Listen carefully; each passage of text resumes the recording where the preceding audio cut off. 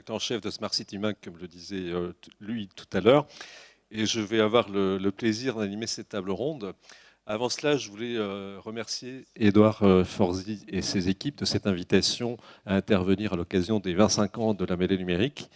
Ce type de célébration est l'occasion pour chacun d'entre nous de regarder un petit peu dans le rétroviseur et de se demander où nous en étions il y a un quart de siècle. Le début de ma relation avec la mêlée date de cette époque-là. La mêlée démarrait, moi je démarrais un magazine qui s'appelait Mobile et Filaire, puis le journal et Télécom. Et depuis, le contact ne s'est jamais rompu. Alors Toulouse aujourd'hui fait partie des collectivités les plus dynamiques en France, avec un taux de chômage sur son bassin d'emploi parmi les plus bas du pays, 7,7%. Une démographie positive avec un solde net de 6 à 7 000 nouveaux habitants chaque année. Une qualité de vie largement reconnue et très appréciée. Alors une partie non négligeable de cette situation privilégiée est à mettre sur le compte de ce qu'apporte le numérique. Des entreprises nouvelles qui se créent, des emplois qualifiés, des services digitalisés.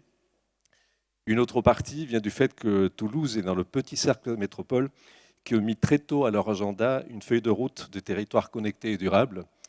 À l'époque, on disait plutôt Smart City. On n'utilise plus tellement ce terme, mais bon, moi je le garde parce que je fais Smart City Mag, donc ça a encore un sens. Mais Toulouse a mis très tôt à son agenda la feuille de route territoire connecté et durable pour transformer ce mode de fonctionnement, pour offrir aux citoyens des services plus modernes, plus accessibles et plus performants. Alors comment Toulouse est-elle devenue une ville attractive et intelligente grâce, entre autres, parce qu'il n'y a pas que ça, le numérique? Quelles sont ses réalisations et ses projets les plus emblématiques?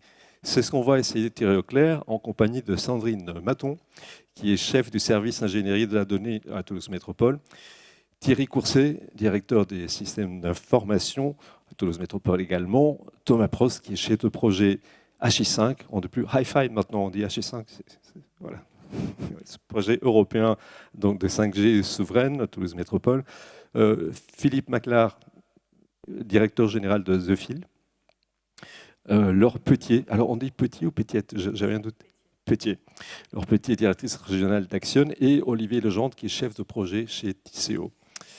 Alors, nous sommes en 2025, la fibre optique a été déployée partout sur le territoire de la métropole et le territoire français, tout comme la 5G, qui dispose de réseaux publics, ceux des opérateurs, et d'un réseau privé, celui de la métropole. Cette connectivité pervasive va favoriser le développement d'un écosystème foisonnant et de nouveaux services, y compris ceux qui utilisent l'intelligence artificielle. Bref, Toulouse est aujourd'hui dans le peloton de tête des villes connectées, que ce soit dans les infrastructures ou dans les services. Alors, petit coup d'œil dans le rétroviseur, quel était le paysage en l'an 2000 lorsque la mêlée numérique est née? Où en était Toulouse en matière d'infrastructures et de services numériques? Je vais peut-être lancer sur cette question Philippe Laclar, puisque c'est la mémoire vive, on va dire, de cette âme numérique de Toulouse Métropole. Bonsoir, merci. Alors, où on était il y a 25 ans? Il y a 25 ans, on était au début aux prémices de la métropole, et la métropole, sous l'impulsion du DGS de l'époque, qui était Marc Bell, voulait créer un réseau et surtout favoriser l'aménagement numérique du territoire. Donc c'était en fait le début de cette aventure. Donc c'était de faire un premier réseau avec un premier investissement en 2020. Et en fait, à la naissance de la mêlée, on commençait à poser du câble sur la métropole pour pouvoir apporter la fibre. Alors, je vais parler uniquement pour les entreprises. C'était simplement le maître mot, et ça va rester ce fil rouge. En fait, nous ne fournissons que de la fibre aux opérateurs, que pour les entreprises, privées ou publiques. Ça, c'était la première étape. Et puis après, la métropole, je dis pas très vite, parce qu'il s'est passé un peu de temps, a vu que ce RIP, ce réseau d'initiatives publiques 1G, première génération, devait aller un peu plus loin par rapport aux attentes des entreprises et des collectivités. Donc là, après, ils nous ont demandé de commencer à éclairer la fibre, à proposer des services un peu plus. Donc là, on a été obligé de monter en gamme et de proposer d'autres choses. Et bon an, mal an, Toulouse Métropole a encore réinvesti une deuxième fois pour aller chercher les 37 communes de la métropole, toujours pareil, les zones d'activité, ces entreprises. Et de fil en aiguille, à chaque fois, Toulouse Métropole nous a challengé, nous a demandé de répondre aux attentes, que ce soit pour les opérateurs ou pour ses besoins propres. En 2019, la collectivité nous a demandé de commencer à raccorder ces bâtiments publics, faire de la vidéoprotection. Et en 2023, Toulouse Métropole reçoit une subvention, un fonds FEDER, pour aller chercher les écoles. Donc là, ils nous ont demandé d'aller chercher 166 écoles en moins d'un an, parce qu'il y avait une deadline, qu'il fallait respecter ce fameux 30 juin. Et donc, on a répondu présent. C'était très intéressant. Et de plus, viennent à la fois s'ajouter d'autres services. Les carrefours de feu, les bornes d'accès, la vidéoprotection, mais aussi pour les opérateurs. Aujourd'hui, on en connaît 4, les grands, SFR, Free, Orange. On en a une quarantaine. Donc, ces gens sont dédiés et de plus en plus, on a des demandes par rapport, on en parlera un peu, Thierry en parlera mieux que moi, mais sur ces fameux data centers, puisque c'est le moment, il faut aller dans les data centers, il faut aller chercher, transporter la donnée. Donc, depuis 25 ans, on n'a pas chômé. On a cette chance-là d'être sur la troisième ville de France, d'avoir un gros tissu économique. Donc voilà, on est tout le temps poussé, que ce soit par les opérateurs pour aller chercher leurs clients, parce que nous, on est opérateurs d'opérateurs, mais aussi la collectivité nous demande de répondre à leurs attentes, à leurs expérimentations. Thomas en parlera mieux que moi sur i5. C'est ça, hein. Et donc voilà, donc on fait beaucoup de choses, voilà. Mais la cœur de l'ADN, c'est l'aménagement numérique du territoire. Alors la métropole possède aujourd'hui un réseau en fibre optique qui n'est pas un centre de coût mais une source de revenus. Ça, tout le monde ne le sait pas forcément, on va le dire. Cette vision patrimoniale et souveraine s'est avérée très vertueuse. Jusqu'où peut-elle être déclinée? Quelles sont les limites pour une collectivité territoriale? Alors, je vais commencer la première partie, hein. Je vous ai parlé d'investissement. Donc Toulouse Métropole, en 2000, fait un marché de travaux de l'ordre de 6 millions d'euros, première phase. 2011, renouveau marché de travaux pour à peu près 13. Donc ce réseau, il a coûté à nos citoyens pas loin de 20 millions. En contrepartie, la métropole nous a demandé de rembourser. Donc on paye un loyer, une redevance. Donc cette redevance, elle peut être annuelle, mais surtout, il y a une clause à meilleure fortune. C'est-à-dire que si on fait du résultat, on redonne de l'argent à la collectivité. Donc en moyenne, combien on donne par an à la collectivité? On donne à peu près 1,2 million. Voilà. Depuis, alors pas au début, hein, parce qu'au début, il a fallu amorcer la pompe, donc c'est pas le premier jour qu'on a donné. Mais là, on est au-delà des 20 millions, donc on a remboursé ce premier investissement. C'est important qu'une collectivité fasse ça. C'est novateur. Peu de collectivités le font. Voilà. Par contre, la contrepartie qu'elle nous impose dans ce contrat de délégation de service public, c'est de rembourser. Voilà. Donc toujours, ceci, c'est un partenariat entre nous et la métropole. C'est OK, je vous donne quelque chose, en contrepartie, je vous demande autre chose. Voilà. Donc ça, c'était aujourd'hui, on donne. Voilà. En fait, on n'a pas de subvention aujourd'hui. On va chercher nos propres clients, que ce soit des opérateurs ou que ce soit la collectivité. Voilà. C'est à la fois sympa, mais des fois compliqué, puisque on en reparlera peut-être un petit peu, mais le marché de la fibre est très tendu, puisque c'est très concurrentiel, les prix sont bas. Voilà. Thierry Courset, un commentaire sur cette même question, la question de jusqu'où on peut aller en termes à la fois de vision patrimoniale et souveraine. Est-ce qu'on peut le faire surtout dans le numérique? Dans l'absolu, oui, mais bon, jusqu'où on peut aller. Bon, là, je pense qu'il est important de dire, c'est on travaille sur des logiques de résilience, de mutualisation. En fait, ces enjeux aussi d'aménagement des infrastructures, notamment pour la partie collectivité, c'est travailler sur la mutualisation, hein, d'où aussi le choix d'amener la fibre dans les 37 communes. Donc ça, c'est un axe important qui va ouvrir les portes demain à un catalogue de services, de mutualisation potentielle. Plus près le micro, s'il vous plaît, Thierry. Oui, Voilà. la résilience, parce qu'aujourd'hui, le système d'information, c'est du 24-24, ça tombe plus, il ne faut plus que ça tombe. Donc il y a aussi des mécanismes de travail sur la sécurisation, tout ce qui va être les boucles, demain les réseaux hertziens pour faire du PRA, dont on est intéressé dans ces logiques. Donc on travaille donc jusqu'où on peut aller déjà aussi dans l'amélioration des infrastructures numériques existantes. Après, sur les limites, j'ai envie de dire, aujourd'hui, c'est de l'infrastructure numérique pour faire du développement économique pour nos propres besoins. Bon, il y a aussi des opérateurs télécoms, donc il s'agit de trouver la bonne limite Pas trop entre ce empiéter ce que va faire l'ordinateur public, la collectivité, et les opérateurs télécoms. Donc je pense que c'est cette frontière-là qu'il faut bien gérer, et c'est vrai ici et c'est vrai partout. Voilà, donc après les limites en termes d'infrastructure, bon, aujourd'hui on en parlera après. Effectivement, dans le DevEco, c'est aussi faciliter l'implantation d'entreprises du numérique qui vont pouvoir amener du service, du data center, du logiciel, de la smart city demain, pourquoi pas, de la sécurité. Le maire a annoncé ce matin le campus Matabio, hein, qui va être quand même très orienté aussi cybersécurité. Voilà, donc on a aussi ces enjeux d'aménagement pour attirer tout l'écosystème. Vous l'avez bien dit en introduction. Voilà, donc, voilà un petit peu pour répondre à ces questions. Pour compléter ce que disait Thierry, en fait, Toulouse Métropole nous a demandé d'aller raccorder les pépinières. J'ai un certain nombre de pépinières qui sont dispersées sur le territoire. Toulouse Métropole, dans nos missions, nous a demandé d'aller chercher ces pépinières. Voilà, c'est un cercle vertueux pour pouvoir apporter la fibre, mettre un opérateur à moindre coût, et ces pépinières puissent travailler avec une belle technologie. Thomas Prost, Toulouse est la première métropole française à déployer un réseau 5G privé. Quels sont les usages présents et futurs de ce réseau? Qu'est-ce qu'on va en faire?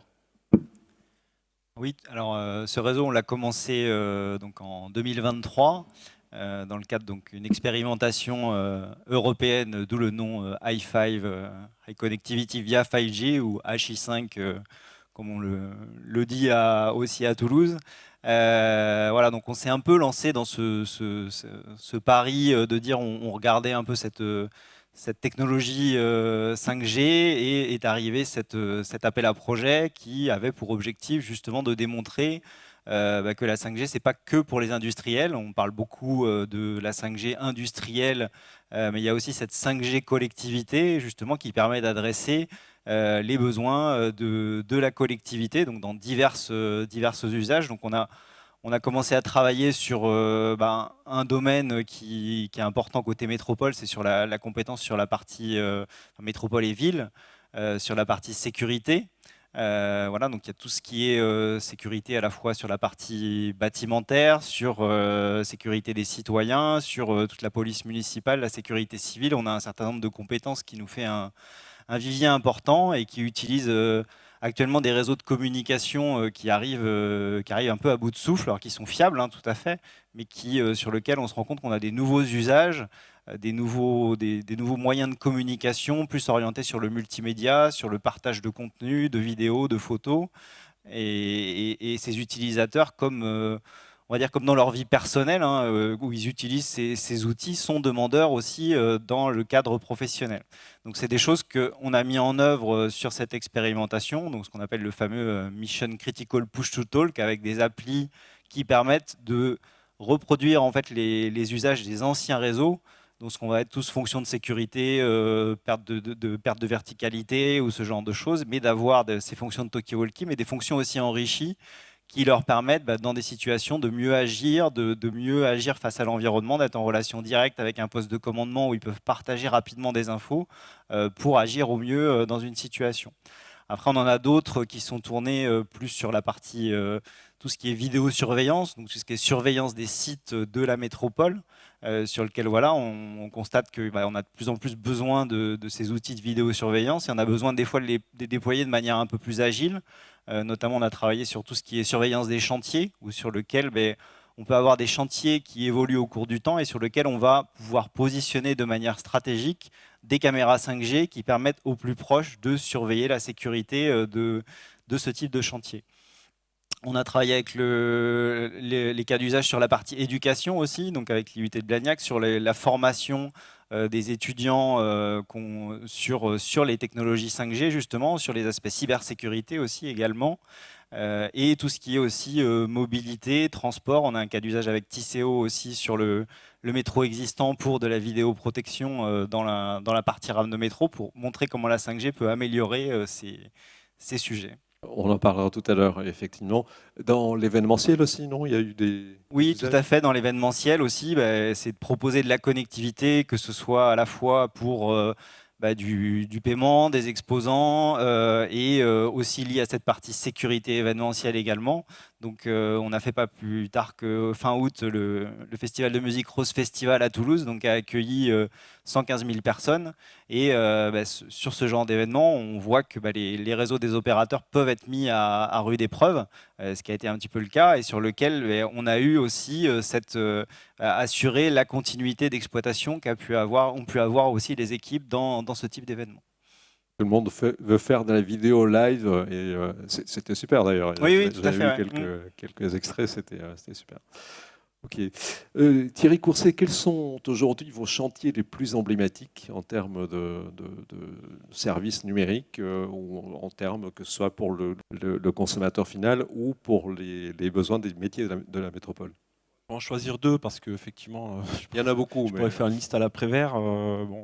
Globalement, alors notre objectif, c'est quand même d'être recentré sur le service à l'usager, service public à l'usager. Donc sur ce mandat-là, le gros effort a été fait sur la dématérialisation des services publics au guichet. C'est-à-dire que le maire président souhaitait que sur l'ensemble du mandat, on puisse proposer au format numérique l'ensemble des téléservices qu'on peut avoir au guichet.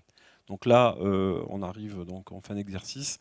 On a à peu près 200 téléservices aujourd'hui qui sont en production au service de l'usager. Alors pour vous donner quelques chiffres, c'est quand même plus d'1,5 million de téléservices par an. Là où, vous voyez, en 2022, on était à 220 000 à peu près. Donc vous voyez un petit peu l'évolution. Donc aujourd'hui, c'est quelque chose qui, auprès de nos concitoyens, est bien rentré dans les mœurs. Alors il ne faudra pas oublier l'inclusion, puisqu'effectivement, on offre du service numérique, mais on accompagne aussi, on a tout un programme d'accompagnement ceux qui sont plus en difficulté, notamment à travers nos maisons Toulouse Service, où effectivement, l'idée pour ceux qui sont un peu plus en difficulté avec le numérique, c'est de pouvoir les accueillir et de les accompagner dans ces démarches. Mais on voit bien que donc ça a été vraiment le cœur, on va dire, de la transformation. Dans une vision un peu plus futuriste, on va essayer de développer le système d'information contextuelle de l'usager. Parce qu'en fait, ce qu'on se rend compte, c'est que l'usager est en mobilité et il a besoin de conserver, si vous voulez, de consommer du système d'information et du service numérique en mobilité. Il bouge sur le territoire, donc on travaille énormément autour des moteurs de notification, autour de la géolocalisation, puisqu'on a en fait on a une histoire et on a un historique de systèmes d'information géographique dans les collectivités. On fait beaucoup de cartos, on a beaucoup de données cartographiques. J'ai envie de dire, il n'y a pas que Google Maps dans la vie.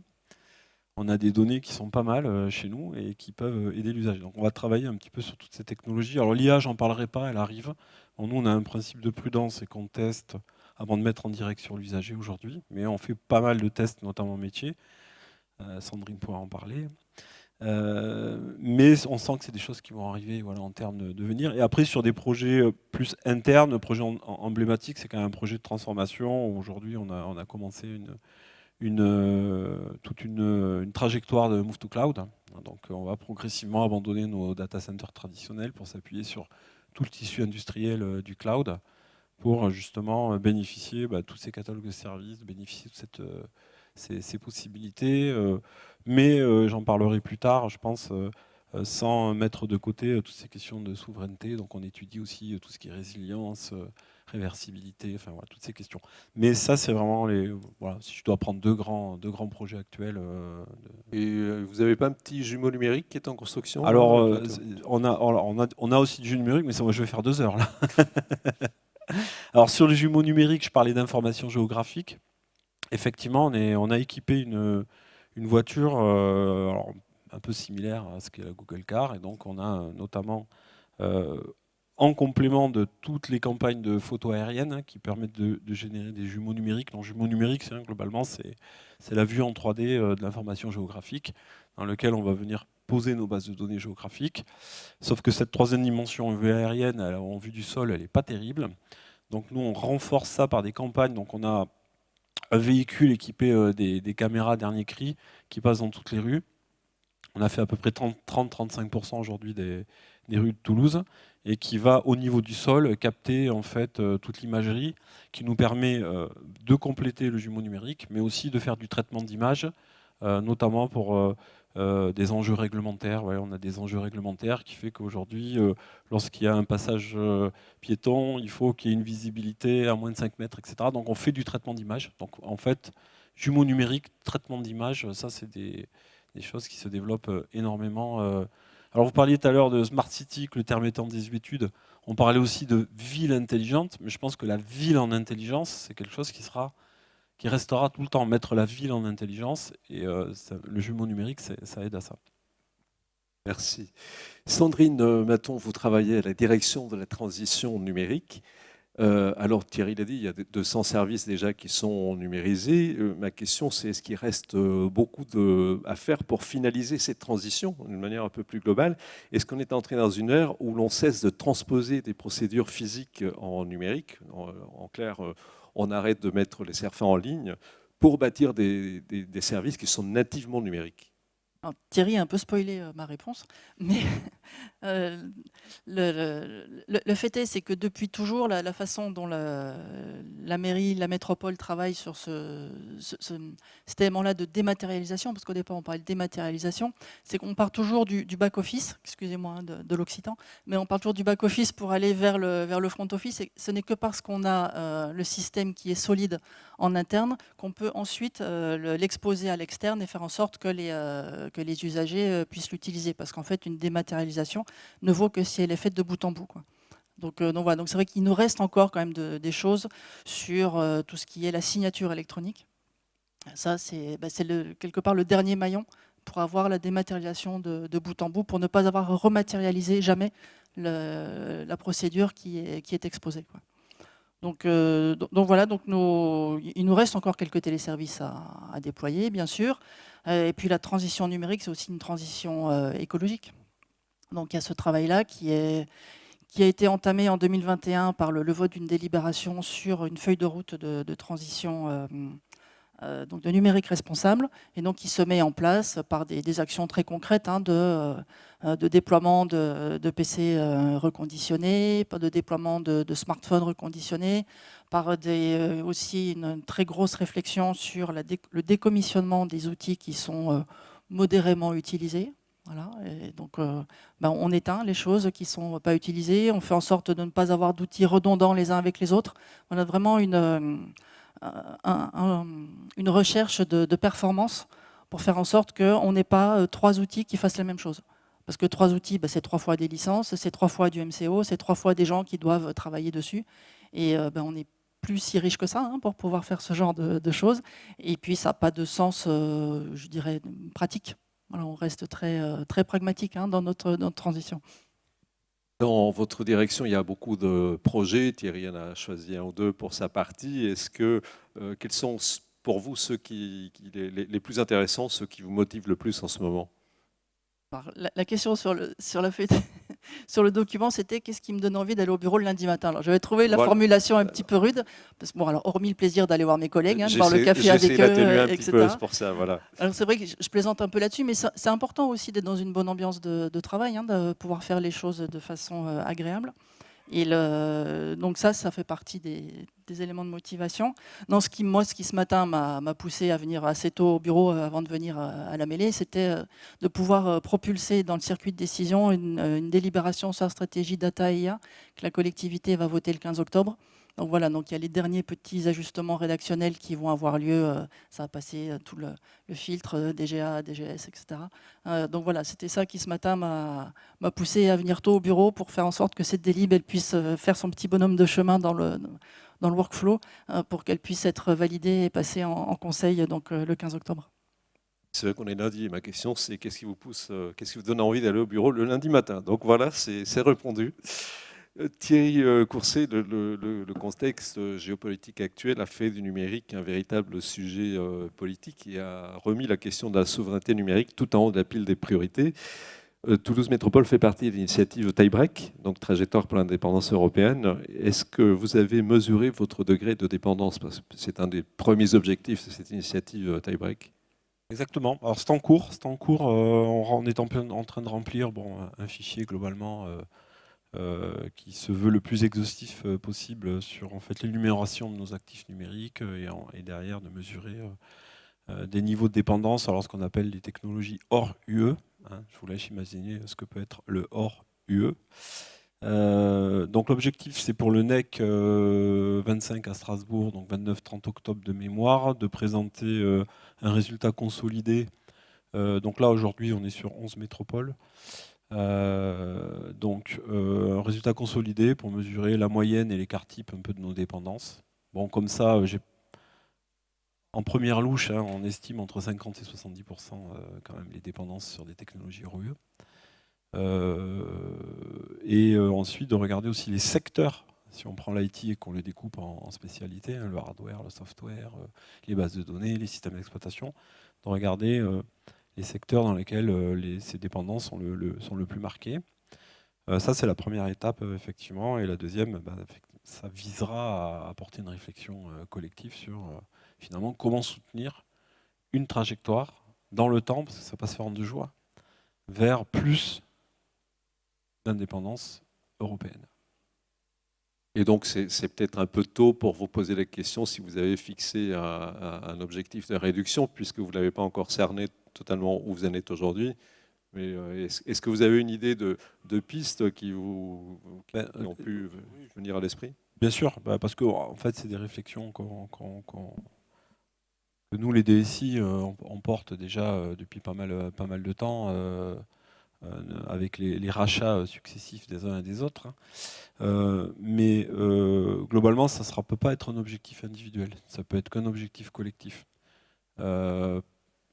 Voilà, il y a des dépendances qui sont très très fortes sur certains aspects. Je pense au silicium, je pense aux systèmes d'exploitation, je pense aux bases de données qui font qu'on ne sortira pas tout seul. Moi, je l'ai dit, on ne sortira pas sans les éditeurs de logiciels non plus. Donc, il y a un vrai sujet de discussion avec le Syntec numérique justement pour piloter une approche collective, parce que nous, on va mesurer nos niveaux de dépendance directe, mais si on regarde nos éditeurs, eux-mêmes ont des niveaux de dépendance directe. Donc en fait, on a des dépendances directes et des dépendances indirectes à travers nos éditeurs de logiciels. Donc c'est un sujet assez complexe, mais on parle vraisemblablement de plusieurs années, pour ne pas dire une bonne décennie, je pense, pour vraiment sortir efficacement, commencer à sortir efficacement de ces dépendances. Alors ça peut paraître énorme, mais je pense que voilà. La tâche est ardue. Et c'est pour ça que le numérique est devenu un vrai sujet politique. Et vous disiez, vous faisiez partie des 11 métropoles qui étaient à l'initiative de Tiebreak. Est-ce qu'il y en a eu d'autres depuis, ou des villes plus petites qui ont rejoint l'initiative, ou ça reste pour l'instant ce noyau dur? Pour l'instant, je pense que ça arrive progressivement. Je pense que l'idée, c'est que de France Urbaine, enfin les interconnectés, va s'appuyer sur ce travail un petit peu qui est fait par les métropoles pour acculturer et permettre à certains de s'embarquer là-dedans. Je n'ai pas le chiffre exact, il y a un peu plus qu'11 métropoles. Hein. Il y avait aussi des territoires plus, ce qu'on appelle les communautés de communes, il y avait d'autres villes.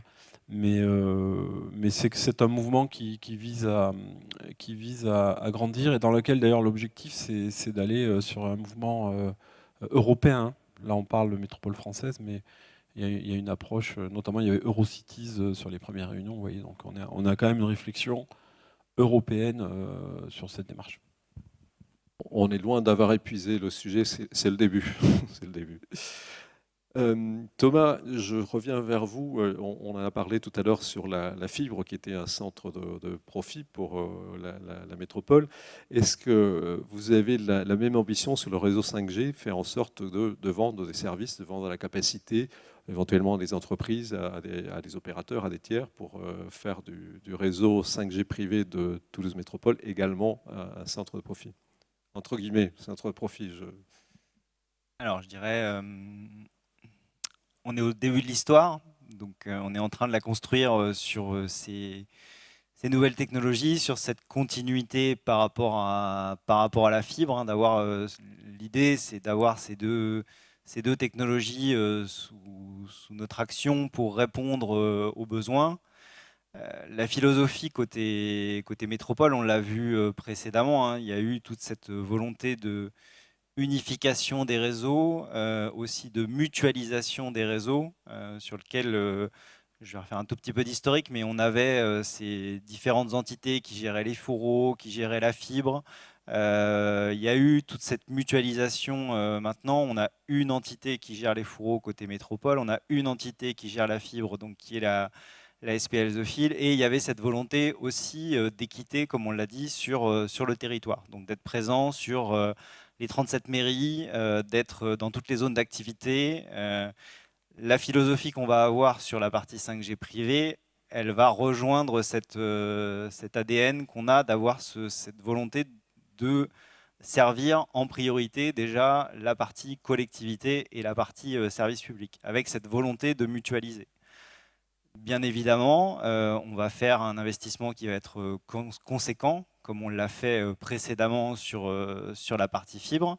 Donc il y a des enjeux surtout actuellement, bien évidemment, sur cette rentabilité de ce réseau. Donc c'est des choses qu'on a étudiées sur un plan d'affaires qu'on a étalé sur une vingtaine d'années.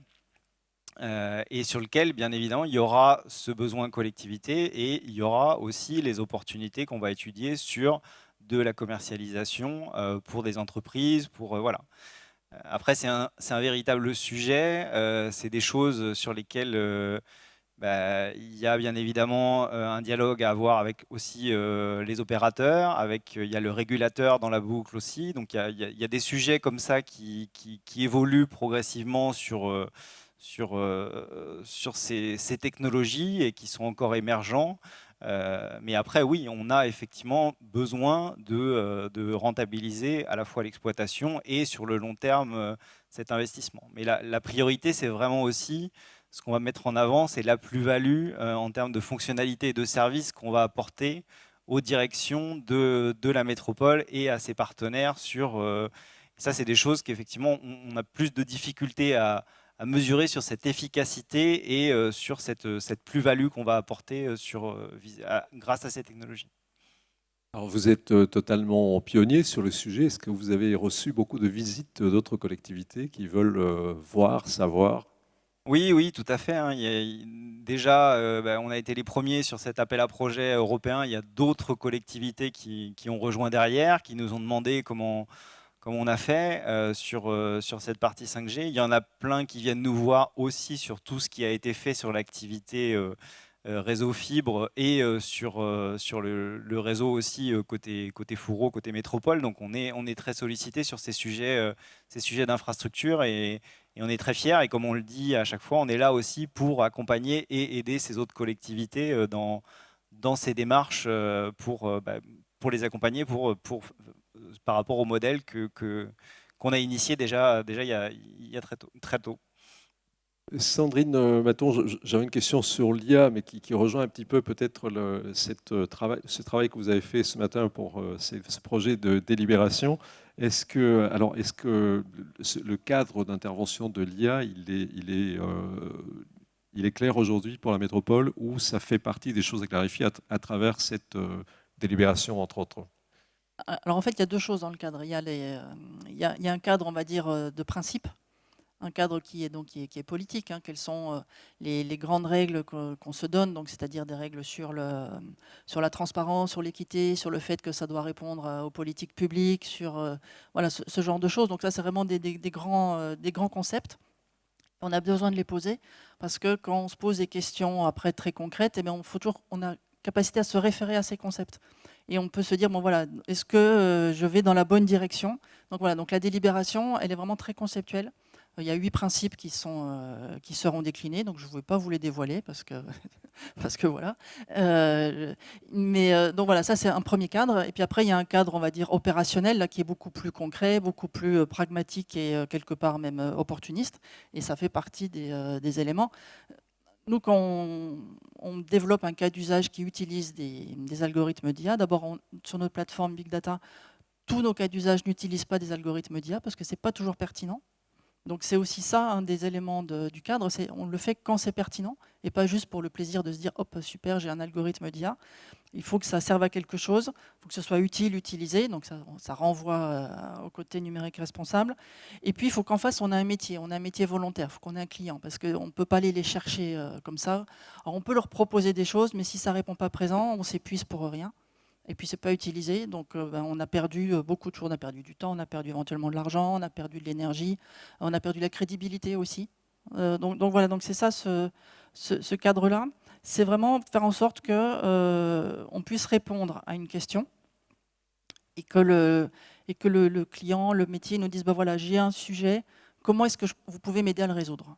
Et donc on peut l'aider à le résoudre par des éléments on va dire de statistiques, de puissance de calcul. Bon, c'est pas du tout de l'IA, mais ça répond à son besoin. Ou quelquefois, on a besoin où c'est pertinent d'utiliser donc des algorithmes d'IA. C'est le cas pour les îlots de chaleur urbains, c'est le cas pour le gaspillage alimentaire. Et puis parfois même, on utilise des outils d'IA générative. Donc voilà, donc on est en train de finaliser le test d'un RAG sur la commande publique. Donc voilà, c'est ce genre de choses qu'on met en place. Donc voilà, donc on a deux cadres, un cadre conceptuel et un cadre très opérationnel. Alors, on le disait tout à l'heure, la métropole a été assez pionnière en termes d'infrastructure. Elle a été aussi en termes de données, parce que vous étiez déjà en 2011, vous avez été parmi les toutes premières collectivités territoriales à mettre vos données en open data. 2011, c'était il y a longtemps. 22 octobre 2011. Voilà, c'est plus précis. La data est aujourd'hui au cœur des services et des métiers. Comment est organisée la gouvernance de cette data dans la métropole? Alors, je vais faire juste un petit peu mon canal historique Open Data. Parce qu'en fait, il y a Tisséo qui est à côté de nous, et Tisséo a été quand même la première AOT à mettre ses données temps réel en Open Data sur notre portail. Je vois dans la salle qu'il y a la directrice, la déléguée générale d'Open Data France. L'association a été créée à Toulouse en 2013. Donc voilà, on fait partie de tout cet écosystème-là. Et en fait, une gouvernance, je me rends compte qu'on ne peut pas la poser et puis se dire c'est bon, elle va rouler ad vitam aeternam. Il faut toujours la réinventer. D'abord, les organisations changent, les individus changent, donc il faut toujours revenir dessus. Donc, là où on en est aujourd'hui, mais ce n'est pas dit que dans 3 ans, ça tiendra pareil. Ça se réinvente tout le temps. C'est qu'on a mis en place dans la collectivité des services opérationnels numériques, donc qui sont des entités de la fonction informatique qui sont décentralisées dans la collectivité. Et dans ce qu'on appelle les SONUM, dans ces SONUM, il y a, c'est balbutiant, mais une fonction data qui est en train d'émerger. Elle n'est pas encore nominativement désignée, parce qu'ils ont beaucoup de choses à faire et ils ne sont pas si nombreux que ça. Donc voilà. Mais j'ai eu les 8 derniers mois le grand plaisir d'être DPO par intérim, et je me suis adressée aussi à ces gens-là pour qu'ils m'aident à avancer, parce qu'on avait beaucoup de retard à rattraper. Et en fait, ces individus qui sont là dans ces directions opérationnelles, ces services opérationnels, sur la partie données, eh bien, ils travaillent sur les données, quel que soit le genre de données. Que ce soit des données géographiques, des données à caractère personnel, des données, on va dire, big data, non du tout géographiques, mais qui vont servir à faire des cas d'usage soit décisionnels, soit d'IA. Donc voilà, donc aujourd'hui on en est là. C'est demi-embryonnaire, mais parce que depuis longtemps, les organisations vivent, donc les gouvernances, elles peuvent pas être, on ne peut pas considérer que c'est bon, j'ai ma gouvernance, elle ne bougera pas, quoi. Et il faut toujours remettre le métier sur l'ouvrage. Merci Octave Legendre. Je rappelle que vous êtes chef de projet chez Tisséo. Alors Sandrine a commencé à répondre un petit peu à la question que je vous pose, c'est savoir comment, et je vais même la reformuler, parce que la question c'était quel est l'impact de cet environnement dynamique et connecté qu'offre Toulouse Métropole pour une entreprise telle que Tisséo. On a l'impression qu'il y a une volonté, une dynamique connectée chez vous aussi qui se rejoint. Comment ça se fait ce jeu entre la métropole et une entreprise telle que Tisséo? Alors oui, c'est vrai, puisque nous, chez Tisséo, nous sommes au service de la métropole. Nous sommes une entité, plusieurs entités même de son écosystème. Donc nous travaillons avec la métropole au quotidien, que ce soit en termes d'aménagement ou d'infrastructure, pour trouver les meilleures solutions pour les habitants de la métropole, tout simplement. On va chercher les synergies dès qu'elles sont possibles. D'un point de vue système, par exemple, on est en train de déployer 27 km d'une nouvelle ligne de métro qui va de Colomiers à La Beige, et c'est l'opportunité pour le compte de la métropole et donc de The Fil, de déployer de la fibre optique sur toute notre infrastructure, en même temps que la fibre optique qui sera utilisée pour le métro. Et donc sur 15 ouvrages annexes, sur les 21 stations, on va avoir des émergences de ce nouveau réseau de fibre optique qu'on va remettre à The Fil. Et donc on voit bien ici la synergie qu'on a sur le territoire, puisqu'on profite de ce grand projet pour densifier, pour augmenter le maillage The Fil et du réseau fibre optique de la métropole. Concrètement, comment ça se traduit? Est-ce que vous raisonnez différemment en termes de création de services parce que vous avez une connectivité disponible ou quel est entre la poule et l'œuf qui a commencé? Alors, dur de répondre à cette question, mais c'est vrai que dès notre phase étude, dès la phase conception du projet, on sait qu'on s'inscrit dans cet écosystème. Nous, on doit déployer du système. Le problème, on fait une infrastructure qui est quand même très linéaire, qui est percée par un tunnelier. Et quand on vient mettre nos systèmes sur les bords du tunnel, bah, ça fait des systèmes linéaires. Et les systèmes linéaires, on le sait tous ici, ça fait des SPOF, des single point of failure. Et ça, quand on veut faire des métros automatiques et des systèmes résilients, c'est pas forcément une bonne idée. Donc on va solliciter la métropole, The Fil, pour nous offrir par exemple des boucles secondaires pour pouvoir tout simplement construire des réseaux plus résilients et augmenter notre niveau de service. Je voulais juste compléter ce que disait Octa. Une fois de plus, l'idée, c'est de travailler en bonne intelligence sur ces sujets. Ça a toujours été le cas avec Tisséo, même sur les lignes existantes. Nous, on a la chance, Philippe le dirait, je pense, de profiter du tunnel justement pour avoir de la fibre qui nous a permis de faire plein de beaux projets aussi. La 4G dans le métro en 2017, auquel The Fil a largement contribué sur la fourniture des fibres optiques. Et l'idée, oui, on est sur un linéaire, et après, derrière aussi, il y a cette notion de dire on fait des rebouclages, des choses comme ça. Donc nous, on a la chance pour avoir cette infrastructure qui est très sécurisée par rapport à des risques qu'on peut avoir de coupure, le fameux coup de pelleteuse en surface. Mais d'un autre côté, oui, c'est un linéaire. Du coup, on va faire des rebouclages pour Tisséo aussi, via la surface, pour sécuriser ces infrastructures et apporter justement cette résilience. Merci. Laure Petier, des transports performants sont des transports connectés. Alors Axione a signé cette année avec Tisséo un important contrat pour réaliser la conception de l'ensemble du réseau radio privé 4G et Wi-Fi sur la ligne C, donc la ligne dont on parlait du métro toulousain. Pouvez-vous nous expliquer la portée et les enjeux de ce contrat ? Oui, merci Ariel. Peut-être juste un tout petit mot sur Axione avant de sûr. parler du projet. Donc, nous sommes un opérateur d'infrastructures et de services télécoms.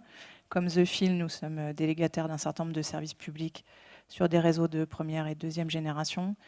Et nous travaillons également donc, sur des projets qui sont venus juste derrière le HI5, comme avec la ville et l'agglomération de Limoges, qui ont lancé également un projet de déploiement d'un réseau 5G privé. Voilà. Alors sur le projet effectivement de couverture de la ligne C, pour nous il y a plusieurs défis. Il y a un premier défi qui est plutôt technologique ou technique, puisque du coup on essaye d'amener un certain nombre d'améliorations. On a parlé beaucoup d'usages. Dans les usages, il y a notamment de plus en plus de flux vidéo. Et ces flux vidéo, ils nécessitent une infrastructure avec beaucoup plus de débit et des garanties de débit notamment. Et donc c'est ce qu'on amènera sur ce projet. Il y a également des enjeux de s'adapter en permanence à l'évolution de l'environnement et notamment de la réglementation. Et donc, on accompagne également les équipes d'Octave sur un certain nombre de choses autour des réseaux radio du futur. Je ne sais pas si tu veux en dire un petit mot également. Si, c'est vrai que ce contrat avec Axione, il répond à un besoin aussi, et c'est notre choix en tant que maître d'ouvrage public, et c'est notre responsabilité. On a un nouveau métro qui va arriver, qui va aller jusqu'à 80 km/h sur la ligne. On a l'ambition qu'on puisse offrir à l'exploitant de ce métro, qui sera Tisséo Voyageurs, l'accès à tout moment à la vidéo dans les rames. La vidéo dans les rames, ça permet notamment des usages liés à la sûreté, c'est aussi des usages liés à l'inclusion, puisque pour des personnes porteuses de handicap, appuyer sur l'interphone, quand on a des difficultés à s'exprimer, c'est pas forcément facile. Quand on sait qu'on va être vu par une caméra, c'est une autre chose, et j'en ai beaucoup discuté récemment avec les associations. Et donc, il faut qu'on ait un acteur, on voulait un seul acteur responsable du modem embarqué jusqu'au cœur de réseau pour pouvoir porter la responsabilité de la performance. Et c'est le marché qui a été gagné par Axione pour la ligne C. Voilà, et c'est effectivement un enjeu pour nous d'accompagner Tisséo sur l'ensemble des composantes du projet.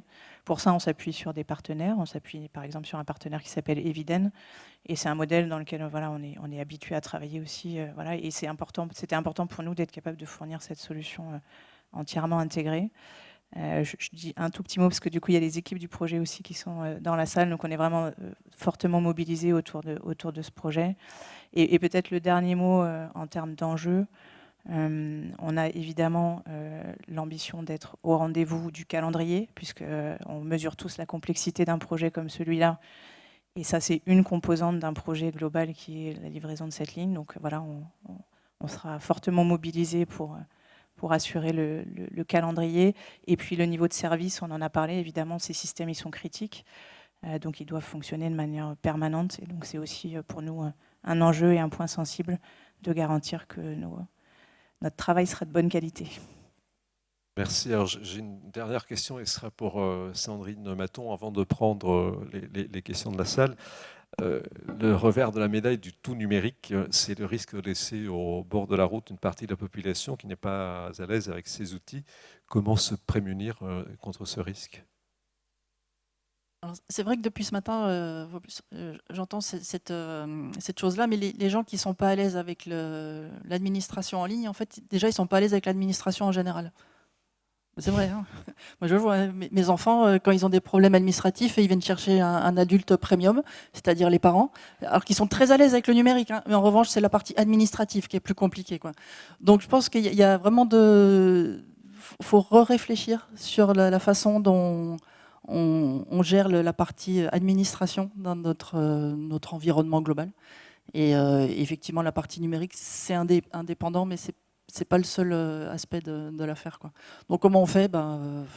On voit avec les associations, on imagine de simplifier sans rajouter une couche de simplification supplémentaire, parce que ça aussi, c'est une tendance qu'on peut avoir. Donc voilà, quoi. C'est pas un impensé, le sujet est traité, de toute façon, il est pris dans toute sa dimension. Autant qu'on faire se peut, oui. Bien, merci pour vos réponses à tous. On va offrir un généreux applaudissement à nos intervenants et intervenantes. Merci.